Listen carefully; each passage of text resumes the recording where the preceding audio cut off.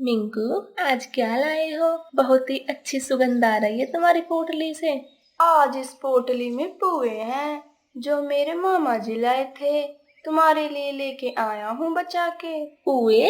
वो क्या होते हैं? क्या तुमने कभी पुए नहीं खाए? ये मीठे और खाने में बहुत स्वादिष्ट होते हैं। अच्छा, तो जल्दी खोलो इस पोटली को, मुझसे इंतजार नहीं हो रहा। मिंकू गुड्डू को पोटली दे देता है और जैसे ही वह पोटली खोलने वाला होता है, वहां पर एक शैतान कौवा आ जाता है और वह पुओं को छीन कर ले जाता है। कोई बात नहीं गुड्डू, जब मामा जी अगली बार आएंगे तब मैं तुम्हारे लिए पुए ले आऊंगा। तू उदास ना हो। अच्छा, तो मामा जी अब कब आएंगे? अब ये तो नहीं पता मुझे पुए ही खाने हैं। अच्छा, मामा जी कहाँ से लाए थे पुए? ये पुए तो मेरी मामी जी ने बनाए थे। फिर तो मेरी मम्मी भी बना सकती है पुए। ठीक है, अब मैं चलता हूँ। मुझे माँ से पुए जो बनवाने हैं। जब पुए बन जाएंगे तो मैं तुम्हारे लिए भी लेकर आऊंगा। तुम मुझे शाम को यहीं मिलना। ठीक है गुड्डू, अब मैं भी अपने घर चलता हूँ। अब चिंकू पुए पुए करते हुए घर जाने लगता है ताकि वे भूल ना जाए से क्या बनवाना है। पुए खाऊंगा, पुए खाऊंगा, पुए खाऊंगा। जैसे चिंकू घर पहुंचता है तो वह अपने घर में कुछ अनजान लोगों को देखता है। अरे माँ, ये लोग कौन हैं और हमारे घर क्यों आए हैं? ये लीली के रिश्ते वाले हैं, बहुत बड़े लोग हैं। और तू इनके सामने बच्चों जैसी हरकत मत करना। पर माँ, मुझे तुमसे पुए बनवाने हैं, वो भी इसी समय। अरे गुड्डू, तुम पागल हो क्या? तुम्हें दिखाई नहीं देता घर में मेहमान आए हुए हैं? अब अपना मुंह बंद रखो, मैं बाहर जाती हूँ, वो मेरा इंतजार कर रहे हैं। टूनी लीली को लेकर मेहमानों के पास चली जाती है। माँ, मुझे तो लड़की बहुत पसंद आई। आप बताओ, आपको पसंद है? अरे रुक जा पसंद के फूफे, जरा दान दहेज की बातें कर लेने दे। आई तुझे लड़की पसंद? और तभी लड़के की माँ लीली से पूछती है, लीली बेटा, तुम क्या क्या बना लेती हो? आंटी जी, मुझे कढ़ाई बुनाई खाना बनाना और घर का सारा काम करना बहुत अच्छे से आता है। अच्छा लीली, ये सब तो बहुत अच्छी बात है, तुम सब कर लेती हो। और लड़का बहुत खुश हो जाता है। देखो बहन जी, वैसे तो हमें कुछ भी नहीं चाहिए, किसी चीज की कमी नहीं है हमारे घर में, लेकिन हमारे शहर में बहुत इज्जत है, तो हमें बहू के साथ थोड़ा बहुत तो दान दहेज चाहिए, वरना मेरी सहेलियां तो मुझे ताने सुना सुना के मार ही डालेंगी। तुम्हारी बहू तो कुछ भी नहीं लाई।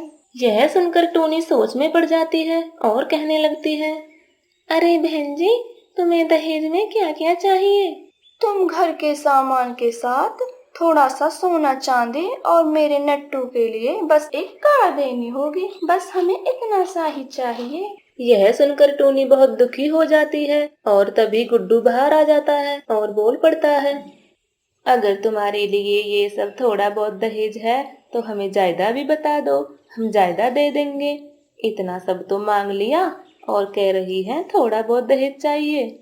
गुड्डू की बात सुनकर लड़के की माँ कहती है, चलो बेटे, हमें इनके साथ कोई रिश्ता नहीं रखना, चलो यहाँ से। हाँ हाँ जाओ, हमें भी कोई रिश्ता नहीं रखना।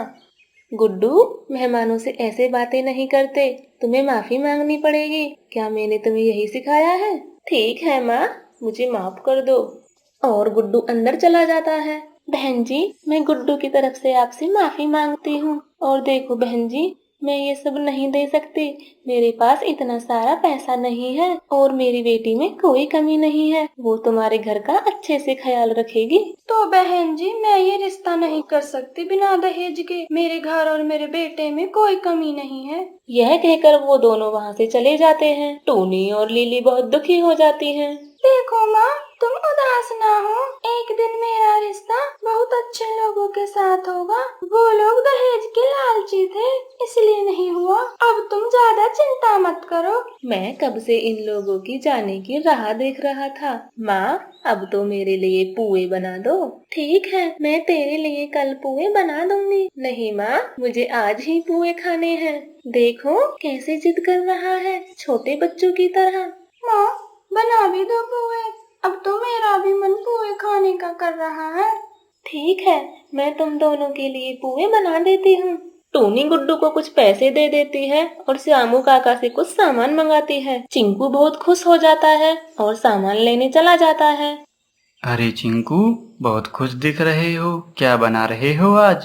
अरे श्यामू काका, मैं पुए बनवा रहा हूँ माँ से। अरे वाह चिंकू, फिर तो मुझे भी देना पुए। क्यों नहीं श्यामू काका, मैं तुम्हें भी खिलाऊंगा पुए। अरे रहने दो बेटा, मैं तो मजाक कर रहा था। और चिंकू सारा सामान लेकर घर आ जाता है और फिर उसकी माँ उसके लिए पुए बना देती है। अरे माँ, ये तो बहुत स्वाद पुए है। लो चिंकू, तुम भी गरम गरम पुए खा लो। नहीं माँ, मैं पुए यहाँ नहीं खाऊंगा, मैं तो अपने दोस्त के साथ खुले आसमान में बैठकर पुए खाऊंगा। तुम मेरे लिए पुए बांध दो, मैं चला जाता हूँ। ये लड़का कभी नहीं सुधरेगा, कब से पुए खाने की जिद कर रहा था और अब पुए बांध कर ले जा रहा है। गुड्डू पुए लेकर अपने दोस्त का इंतजार करने लगता है और काफी देर हो जाती है। मिंकू वहाँ नहीं आता। गुड्डू अकेले ही पुए खा लेता है और सोचने लगता है, अब मिंकू के पुओं का क्या करूं? तभी उसके मन में एक ख्याल आता है और वह एक लाइन में 4 गड्ढे खोदकर चारों पुओं को बो देता है और कहता है, मेरे स्वादिष्ट पुओ, तुम जल्दी जल्दी पौधे बनकर निकल आओ, मुझे इंतजार रहेगा। गुड्डू घर आ जाता है और सुबह हो जाती है और वह दोबारा खेतों पर चला जाता है। अरे वाह, मेरे पौधे इतनी जल्दी निकल आएंगे, मुझे विश्वास नहीं हो रहा। अब मैं इनका बहुत अच्छे से ख्याल रखूंगा। और वह घर चला जाता है।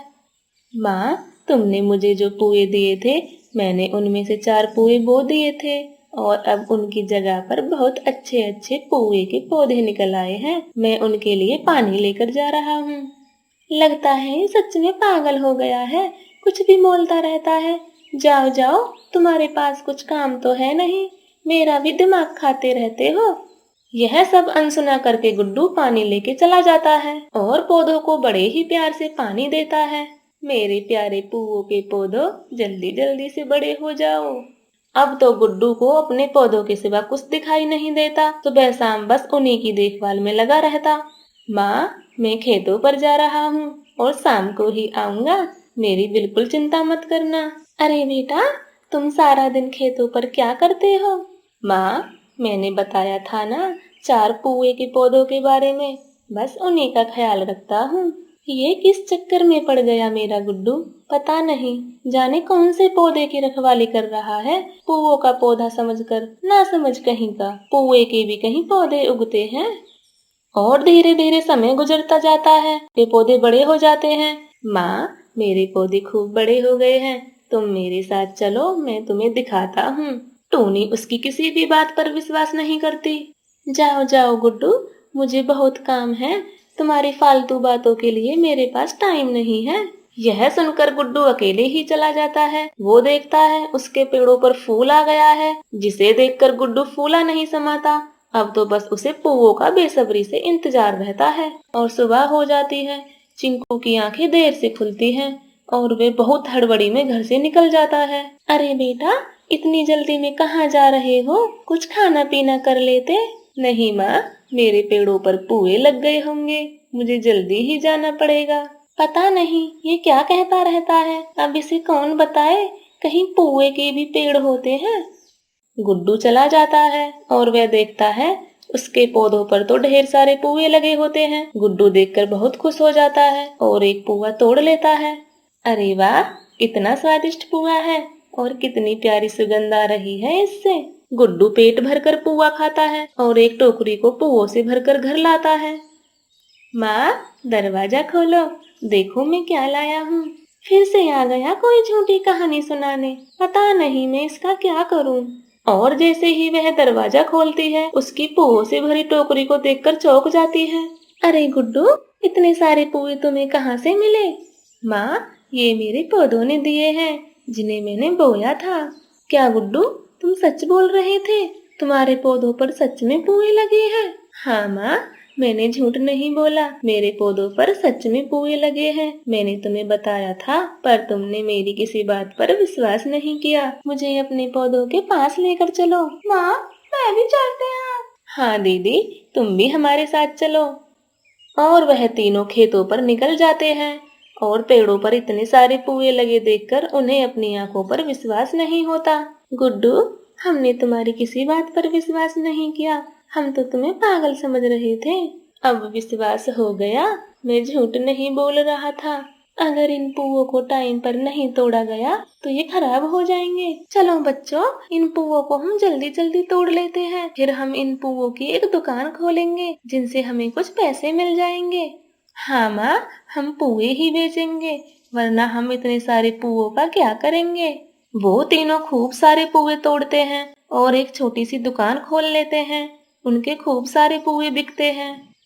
अरे टोनी, एक प्लेट पोहे तो देना। हाँ हाँ भैया, ये लो। अरे टोनी, बहुत स्वादिष्ट पोहे हैं तुम्हारे, अब तो मैं अपने बच्चों के लिए भी ले जाऊंगा।